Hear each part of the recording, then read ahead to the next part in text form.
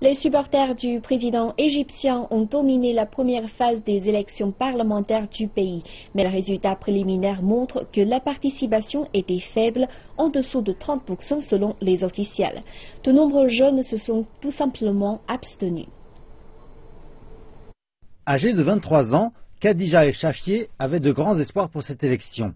Elle fait campagne pour un candidat indépendant et était désireuse de participer. Donc la faible participation a été une déception pour elle. Lorsque je demande à mes amis s'ils vont aller voter, ils me disent que non et qu'ils en sont fiers, qu'ils ne participent pas car ils comprennent le jeu. C'est vraiment frustrant. Dans 20 ans, je sens que je serai dans cette situation. Nous sommes ceux qui dirigeront ce pays, qui le développeront. Mais si nous nous détournons, il n'y aura plus de politique.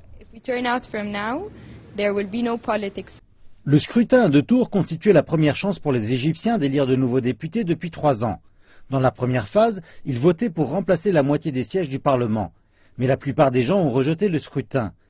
Quand bien même le gouvernement avait accordé un congé en avance, avait permis aux gens de voter avec des documents expirés et avait fourni des transports gratuits vers les bureaux de vote. Il y a eu un léger changement dans la participation du deuxième jour. Mais voter est un processus d'automotivation. Chaque citoyen doit être convaincu que voter est un droit et un devoir, et qu'il doit participer à l'élection du Parlement. La dernière fois, en 2012, des millions de personnes sont allées voter pour des partis alliés aux frères musulmans. Mais cette organisation est maintenant hors la loi. Cette fois, plus de 70% des participants ont appuyé une coalition appelée Amoureux de l'Égypte. Ces candidats sont des supporters du président Abdel Fattah el-Sisi. Une deuxième élection, couvrant des régions comme celle du Caire, se tiendra en novembre.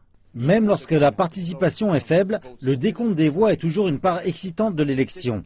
Et dans ce cas, il montre qui occupera la moitié des sièges du Parlement.